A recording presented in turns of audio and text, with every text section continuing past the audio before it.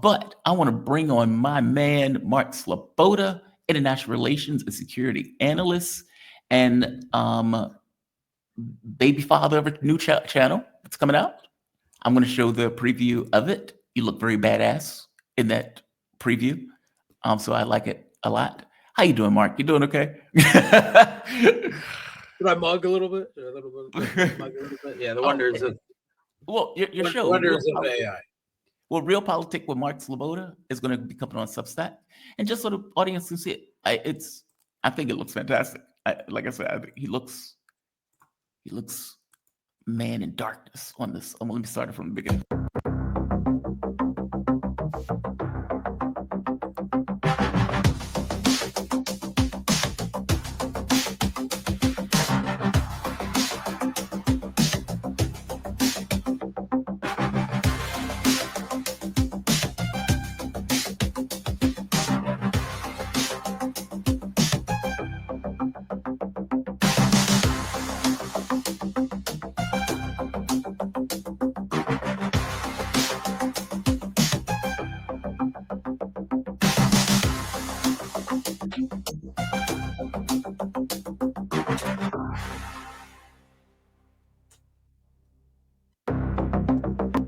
That looks great. Oh, that looks great. And I love the fact that you have all of these quotes, the books, and everything else. The John Mearsheimer, I didn't bring you on to talk about this, but I'm curious about your take. His take on China is he looks at the world through a very particular lens. And from his point of view, he is a realist. I mean, some would describe him as an offensive realist. Yeah, but he has a lens, if that makes sense. His lens is, okay, well, Europe has been fighting these wars constantly, where, back and forth. America is a European colony. America effectively starts doing the exact same thing. If the Soviet Union had won, they would do something similar. And China is going to be the exact same thing, even though China continuously says that is not the case. Yes. And I've had people on who's like, look, China's worldview is not the same as these other countries. They didn't evolve in the same way. They, this kind of Confucius win-win politics. Yeah, they may be a behemoth, but not in the way of taking over countries and extracting resources, being a thumb on the scale of the way the countries do their politics. There will be something different. Mearsheimer doesn't believe that, though. Mearsheimer's point of view is China is going to act the exact same way as the United States or as any of these other countries if they gain world supremacy. Do you believe on that? You believe it?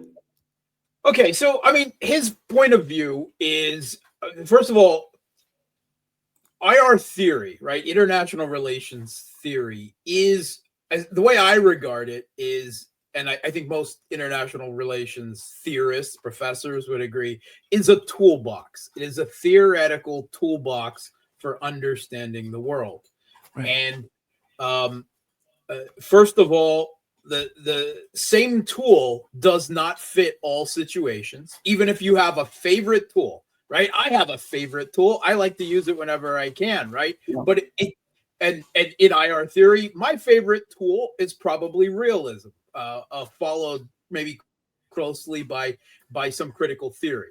But everyone, has different favorites they like to use, but there's usually an acknowledgement that among real credible people in the field that the same tool does not fit every job. Agreed. There's different situations where different tools might be required to understand a situation. Now Mearsheimer is a diehard realist, right? Yes, I don't know if he considers any, and realism considers all states to be more or less alike. They are utility maximizing entities that when placed in similar situations, in an anarchic world with other states, but no power above states other than the most powerful states, i.e., no judge, no rules, no morals, nothing, that they will more or less tend to act the same way. And that when China has the power, it will abuse it in a similar way to the way that the U.S. and, let's say, the British Empire before that did. It's more difficult when you go back further in history, and I love referring to, I love understanding, considering, having read historical political theorists, right? You can see that right on my video. I love that there. But the world before a unified world of states, right, that have at least agreed to a United Nations and operate against each other, rather than, say, ancient empires and kingdoms and other types of political structures, is different. Yeah. It really is. I mean, there has been a sea change. So it's more difficult, to try to compare the ancient city-states of, ancient Greece and make that make sense. I mean, a lot of people will try to, but I'm not necessarily sure it does. Mm-hmm. And I would venture to say that if knowing its history and its culture is important, which might actually lend more to to pull a structuralist tool out of that international relations theory box, which is a big thing in European international relations theory, and argue that China will probably act differently than the United States. It doesn't mean that it won't abuse power, right? Because I do believe that power is corrupting. But I would venture to say it is likely, I would argue against Mearsheimer, to abuse power in different ways, and maybe importantly different ways. But he does, from his theoretical framework, right? There certainly is the possibility, and he views it that way. So I would never say, no, Mearsheimer is wrong, right? I would never utter those words. I think I did a video saying Mearsheimer is wrong.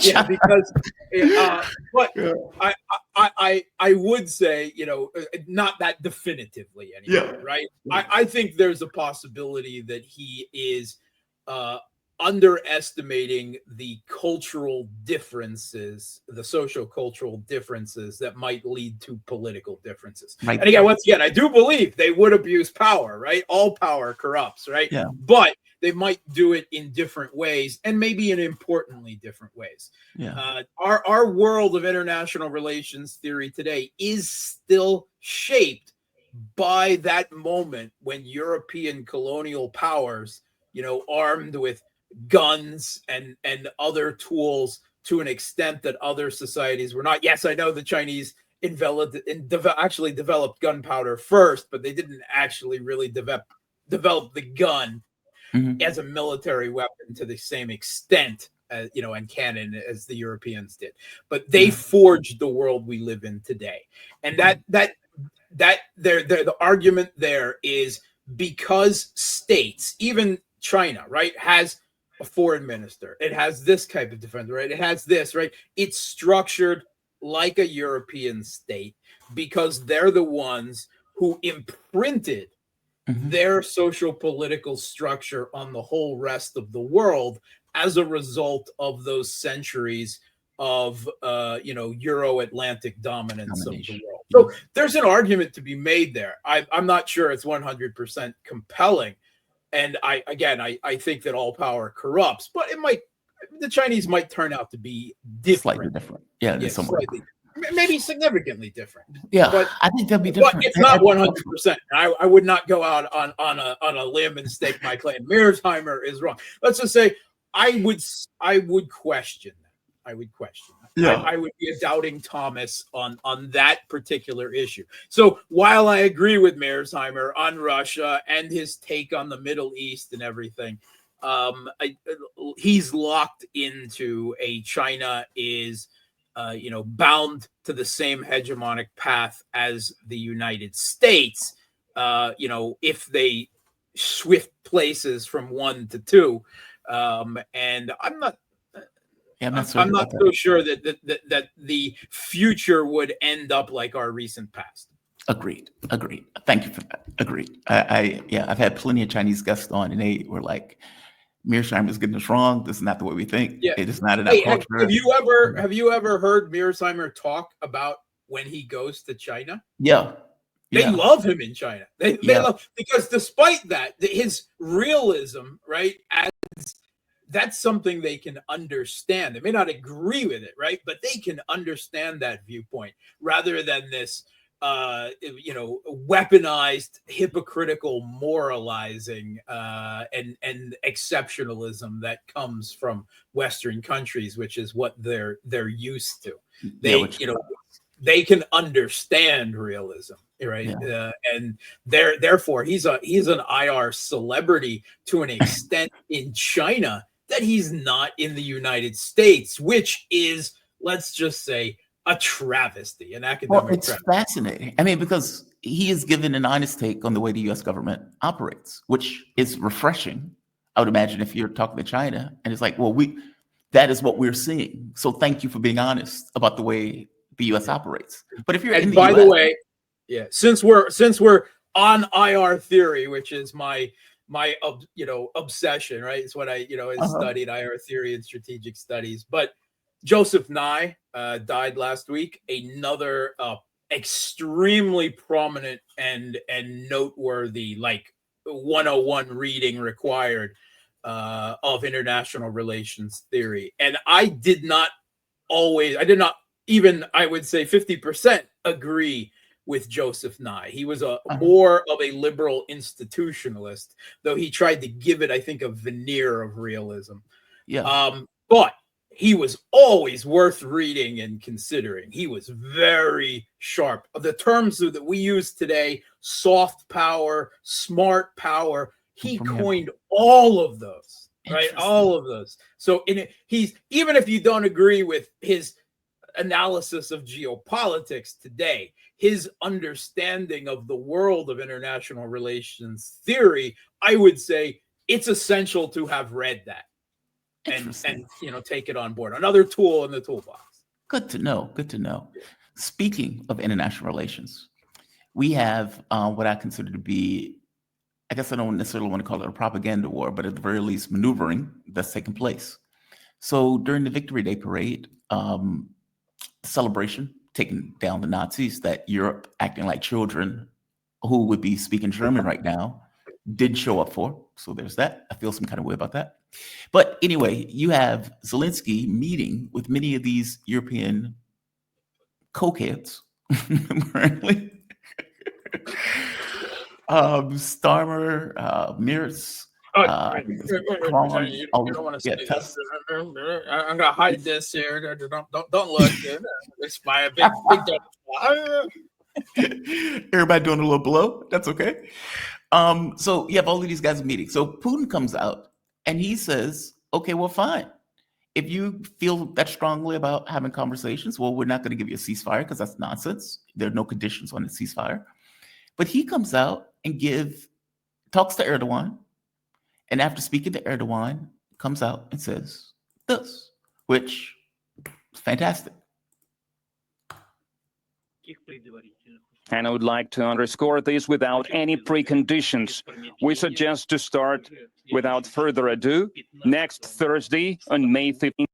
Despite everything, we suggest to the Kiev authorities to resume the talks that they stopped in the end of 2022, to resume direct talks. And I would like to underscore this without any preconditions. We suggest to start without further ado next Thursday on May 15th in Istanbul, where they took place before, where they were seized. Trump immediately comes out and says this. President Putin of Russia doesn't want to have a ceasefire agreement with Ukraine, but rather wants to meet on Thursday in Turkey to negotiate the possible end of the bloodbath. Ukraine should agree to that. The screaming plural capital letters of a seventh grader on social media. He says Ukraine should agree to this immediately. At least they will be able to determine whether or not a deal is possible.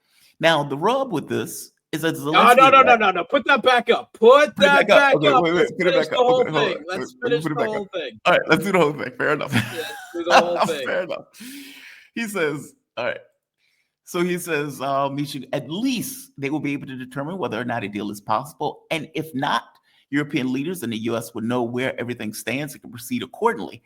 I'm starting to doubt that Ukraine will make a deal with Putin, who's too busy celebrating victory of World War II. Too busy celebrating doing it, which could not have been won, not even close, without the United States of America have meeting now.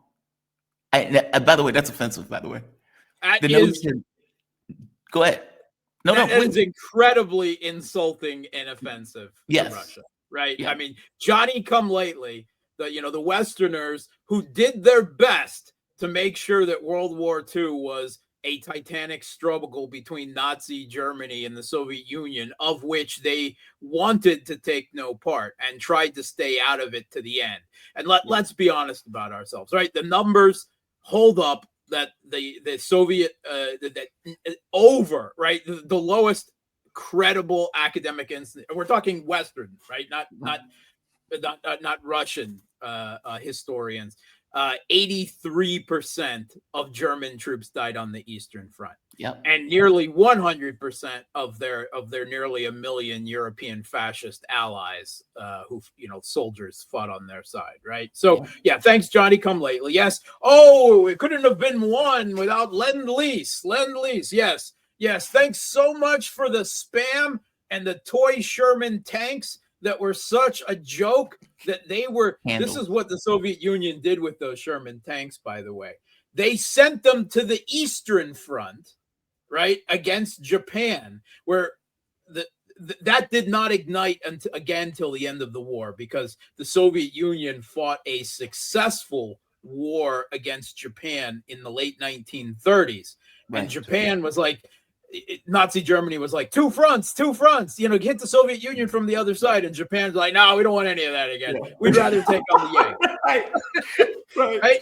So, but the Soviet Union still kept a sizable force there. And at the end of the war, that force went forward and joined the rest of the Allies in the war against Japan. Right. Yeah. But the Sherman tanks were used to replace real tanks in the Eastern Front that were there, so that the real tanks could be sent back west, right? That's what they use. So, but even the idea of Lend-Lease, the idea that someone should then pay the U.S. back for the aid, because they always got to make a profit, right? Americans, always got to make a profit. And that is an excuse why Soviet boys and girls died in the tens of millions, so that Americans could only die in a scant few 100,000. No, the war would have been won. It would have been longer. It would have been harder, sure. But the war definitely would have been won without the United States Johnny come lately entry. And really, we know that the Allies only intervened at the end of the war. In the last 11 months of the war, they opened the second front because they feared that the Soviet Union would liberate and then occupy all of continental Europe. Yep. That's the real reason. They thought they were going to take it all. Even for Berlin, they were like, okay, we don't want the Soviets to take all of Germany. Yeah. And the Soviet Union was magnanimous enough and naive enough to even though they took Berlin, they then gave the Americans, the French, and the British control of parts of it, because, even Stalin at the time wanted an end to the war and a peace of a type with the West, although that proved to be really foolish in the long term. But So Russians find that statement incredibly offensive. That's that Saving Private Ryan American, or shall we say Western today, because it's really across the Western, fan fiction version of history. That's what it is. It's deeply offensive. All of it is deeply offensive. Right. It's deeply offensive. Look, I told you, I would have killed to be at that celebration for Victory Day. I think it's something that the world should celebrate.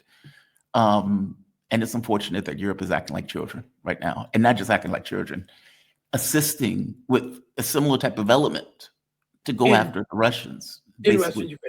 But they did the same thing before, right?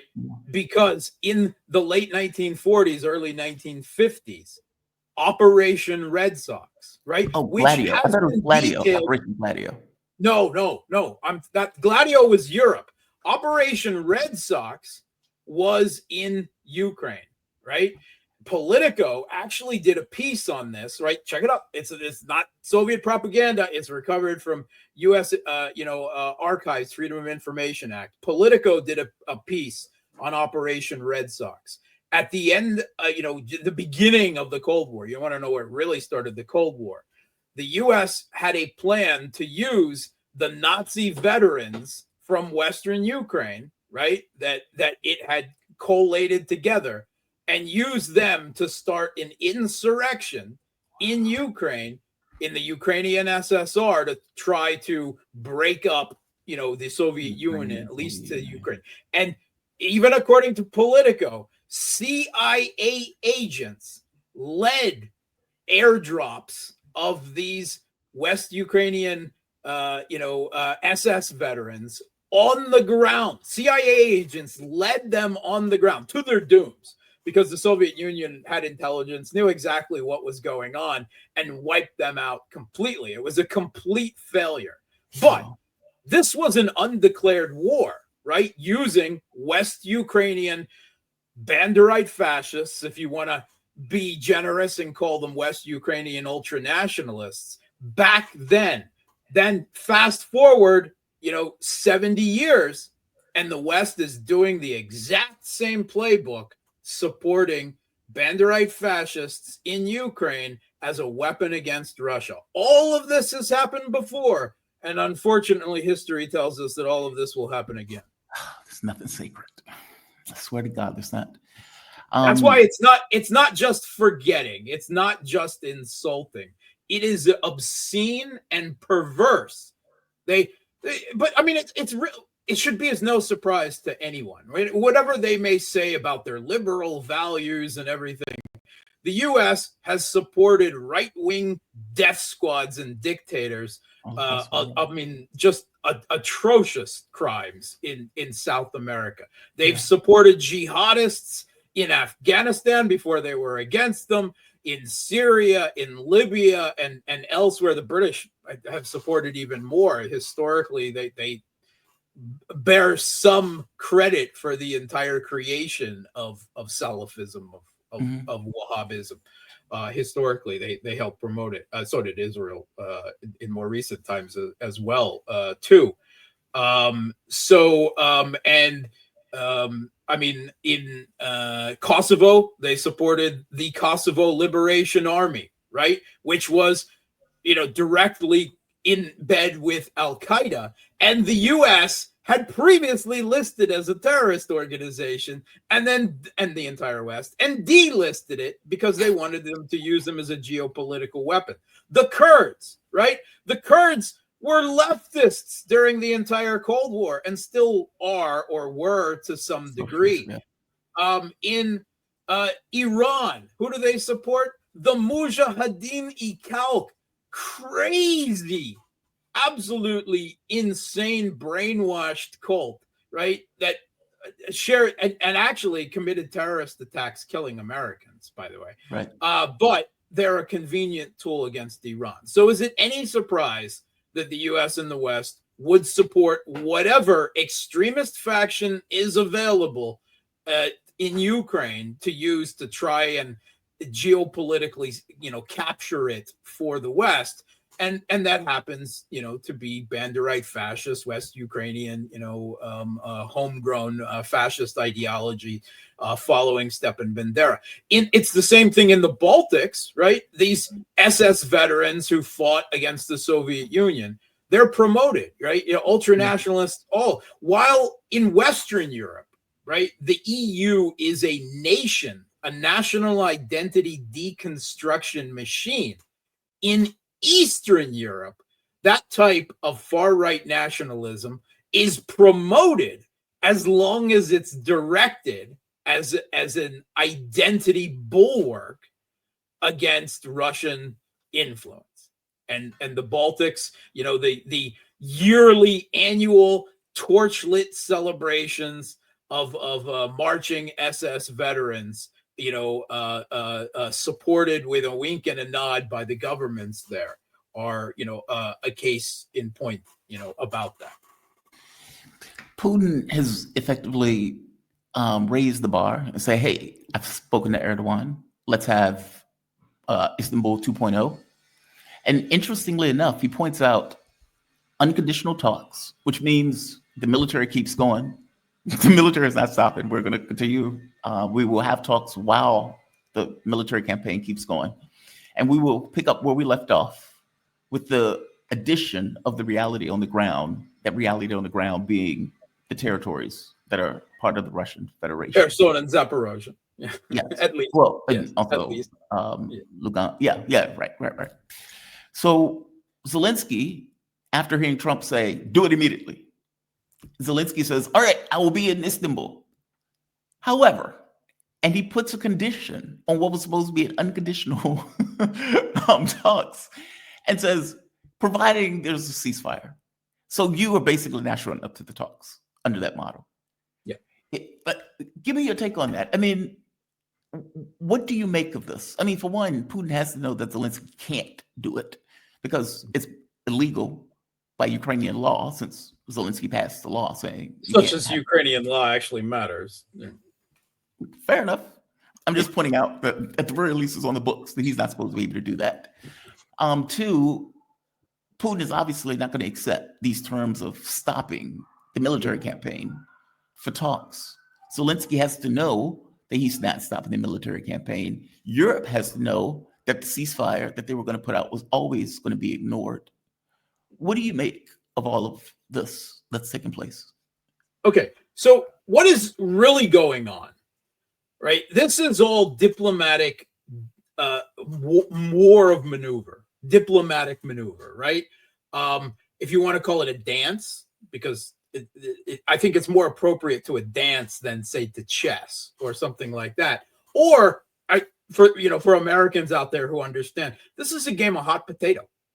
This is a game of hot potato.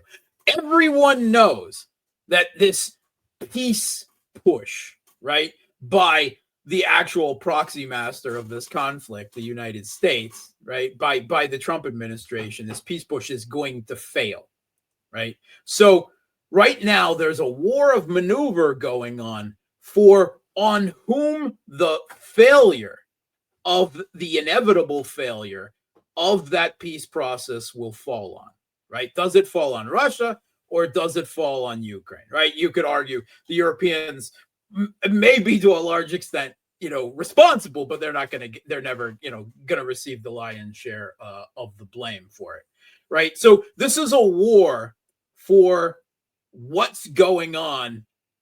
At one level, yes, world opinion, right? That's always background noise, but primarily a war for what's going on in Trump's febrile brain, right? Because everyone knows that Trump is extremely susceptible to influence. Let's be honest, right? Putin is trying to manipulate Trump. Zelensky's trying to manipulate Trump. All the European leaders are trying to manipulate Trump. The leader, the Emir of Qatar, who just gave him a billion-dollar, multi-billion-dollar giant luxury aircraft, right, is trying to manipulate everyone within his own administration. Everyone is trying to manipulate Trump, right? And he cultivates this, right? He creates this kind of, he's the God emperor of mankind presumptive, and everyone should come to his court and pay court to him and try to woo him and win the argument that is going on, such as it is inside his head, right? So that's what's going on, right? Everyone knows that there's not going to be any diplomatic settlement of this conflict. It's that at the end of the failure and Trump throws his hands up in disgust, and pretending like he's some third party mediator rather than as the U.S. president, the proxy master of this conflict. He's got to have someone to blame for it, right?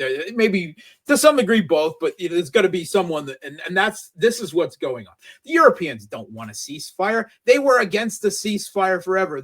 And same thing with the Kiev regime. They turned on a dime when they realized that was not a winning argument inside Trump's head.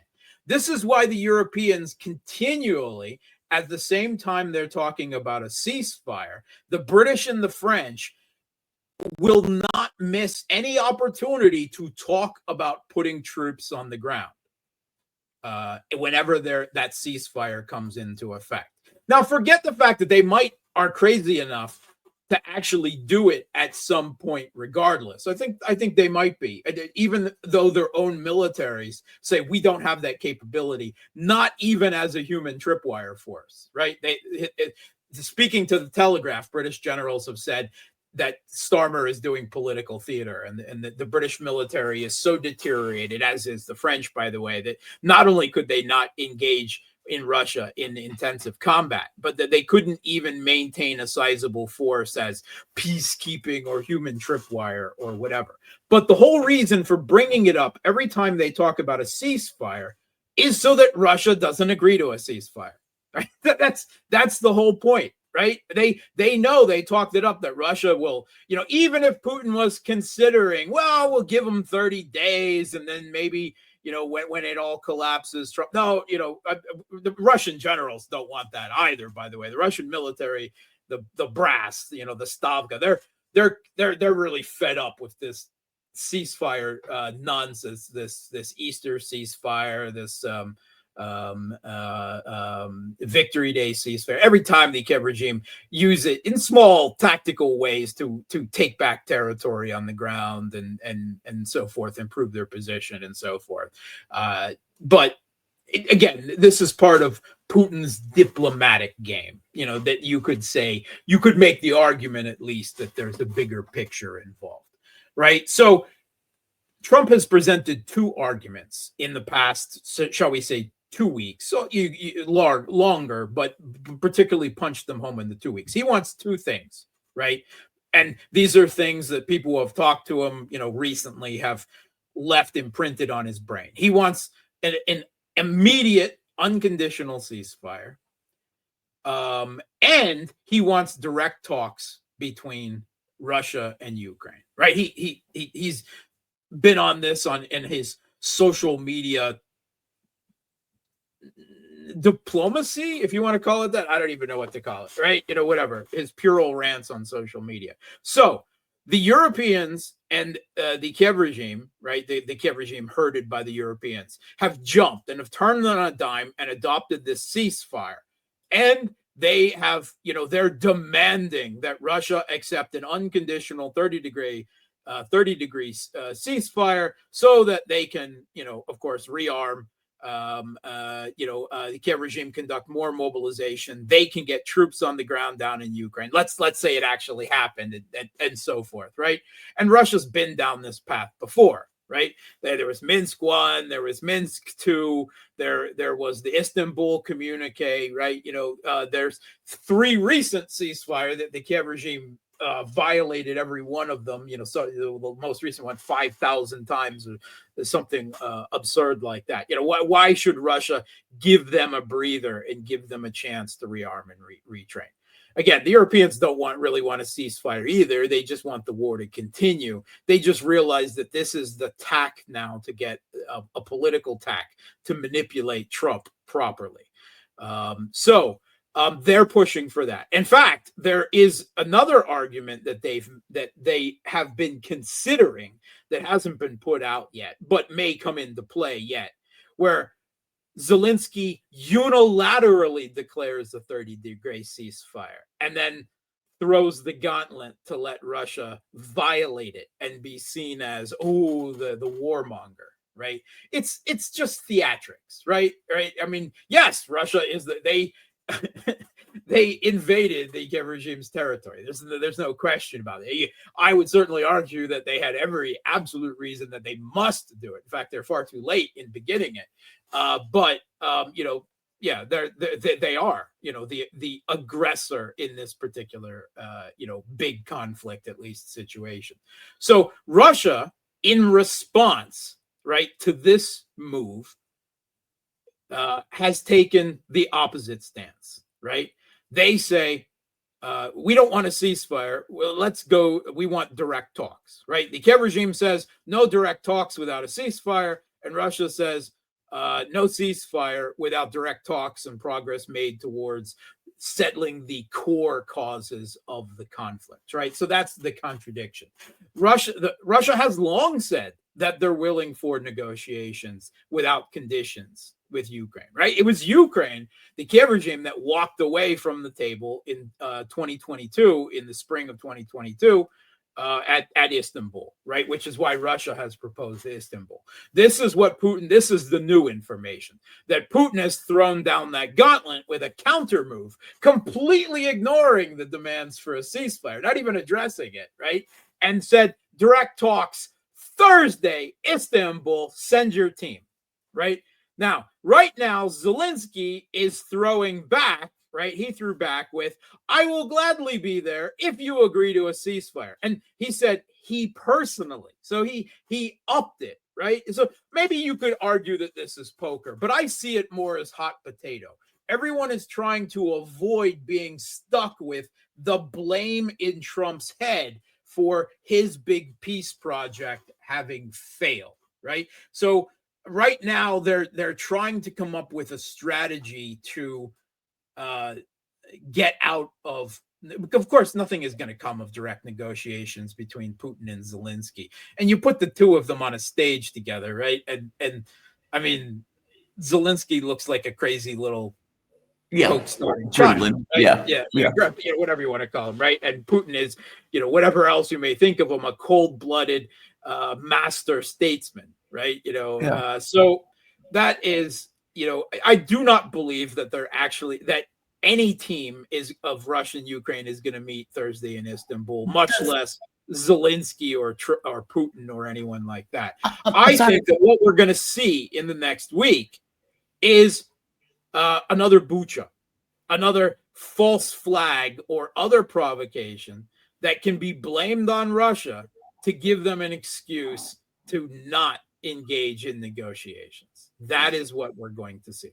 But Zelensky has already put a caveat that kills it anyway. He has, but then Yermak, right, his gray cardinal chief of staff, has come out with a statement that Zelensky will be in Istanbul on Thursday, whether Russia agrees to a ceasefire or not. So they're obviously still, right, because it wasn't said by Zelensky, you could argue, who is Yermak? Yermak is only probably actually the most powerful man in Ukraine, right? But we won't go there. They're still trying to decide on a strategy, right? They're talking with the Europeans right now on their next step. Do they show up? How do they show up? Can we arrange something, on the ground to blow up, to prevent it in the meantime? If we do go, how to play it, right, in Trump's head and the world cameras to our advantage. This is the game that's going on. It is a game of a perception and diplomatic maneuver, right? Everyone knows, right? But first of all, as the argument for a ceasefire, right? That you can't have any negotiations before a ceasefire. Okay, that's a ridiculous, historically inaccurate, right? The Istanbul communique was negotiated while the conflict was going on. The U.S. withdrawal from Afghanistan was negotiated by Trump while there was still fighting going on the ground in Afghanistan. The Vietnam War, the Korean War, right? These are all conflicts that the conflict continued while negotiations, sometimes going on for many years, were conducted while the conflict was going on. So the argument that there can't be any meaningful, that's just an argument to either get a ceasefire, or again, once again, to put the blame on Russia for denying a ceasefire. The other thing is that, look at, here is the, other than Trump, who for whatever reason, right? Obviously, he doesn't like Zelensky. He doesn't particularly care about Ukraine, right? He sees them as in bed with his political enemies inside the United States, which they were and they have been, right? He hates the European elite. He doesn't really care about Ukraine that much per se, right? But he's still the U.S. president, and the Ukraine is still a U.S. proxy state, and he is just a huge machine, right? You want to call it the deep state, the blob, the hegemonic infrastructure and impetus, forcing him to do something to save that U.S. proxy state in Ukraine from the losing side of the war that it's on, right? So, he's being pressured into this. So, yes, he is trying to arrange a peace on U.S. terms at this point, right? Rather than Russia terms, right? Which is ridiculous, of course, because the U.S. is involved in this conflict and Right. Russia is winning it. Russia dictates the term, not the U.S. But, the U.S. being the hegemon is going to try to push everything in their direction. But Trump is the only one who really wants peace. Russia doesn't want peace. The Europeans don't want peace. And Ukraine doesn't want peace, right? Or you could put it another way. Everyone wants peace, but only on their own terms, right? No one has had their terms met yet, right? No one has been forced. Russia wants victory, and it's defined how it's, what its terms for ending the SMO are, right? That's its terms for victory. Although it is very, very obvious that in the minds in the Kremlin, the conditions for Russian victory are growing more and more expansive and maximalist, thinking Odessa, regime change in Kiev, right, and everything as the only real way to end this in the long term, going into the future. The Kiev regime has their fantastical ideas about how this ends. The Europeans, right, are scrambling for time. They want this war to continue for another 5 years while they try. And they're not trying very good so far to restructure and rebuild their military industrial complex, and hope that in 4 years there's another Biden, Brandon, whatever in office to replace Trump that will return this conflict, the U.S. to its proper role in this conflict as they see it. So just to be clear, you do believe that all things being equal, Donald Trump wants to end this war? Sure, on U.S. terms. Yeah. Yeah, but Russia doesn't want this war to end on U.S. terms. But U.S. terms, just to be very clear, as a frozen conflict with NATO peacekeepers under some other name, effectively in Ukraine. With NATO troops on the ground. Nonsense, the U.S. diplomatically winning this war, even though they lost it on the battlefield. And why not? Russia won the war in Syria and lost the peace big time by the U.S. simply refusing to acknowledge the Russian and Syrian victory and dragging the conflict out, strangling Syria with sanctions, and then this combined Turkish, U.S., British, Israeli Qatari penetration of the Syrian government, and military leadership, and just eroding it away, buying people out, co-opting them, so that when they set off the trigger, it all collapsed in 10 days? Russia had no idea that was happening. They really didn't. So do not doubt the ability of the West to twist a situation to their advantage, even when it appears they have lost. Oh, I don't. Never take that jackboot off the neck when you've got it there. Right there. I just expect Russia not to fall for it this time. If they do, God, man, if they then it's like, I'm gonna take up dentistry, right? Right. I'm gonna go to dental school, right? I'm done. Let me ask you this. I mean, does Russia really care? I mean, like, there's 25,000 sanctions that are already on him. Yeah, Trump is no. still sending missiles, or at the very least, he's pushing Germany to empty their stocks of missiles. Yes, right now. 25 doesn't seem like much in comparison to the amount that they've been firing, but whatever. He's still sending the weapons. Does Russia care? I mean, have they gotten to the point where they're like, look, I don't care, but the Western leaders. Sure.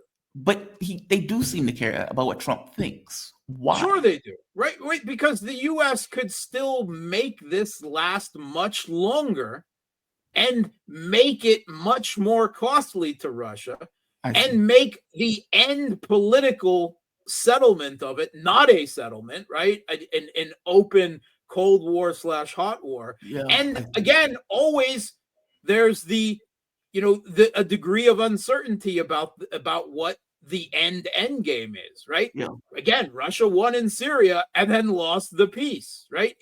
The U.S. could find a way down the road, some black swan, something to twist events to their advantage again. So yes, if Russia can make this more certain, quicker, at a lesser cost, right, and achieve some type of even temporary diplomatic settlement with the collective West, they will try their best to play the diplomatic game to achieve that, because that doesn't cost them that much, right? It doesn't in military terms, to at least make the attempt. In fact, you could certainly make the argument that going through this diplomatic game wins them plaudits from their BRICS backers, China, India, Brazil, South Africa, and others. It gains them the respect of the emirs, the leaders in the Middle East, and so forth, right? So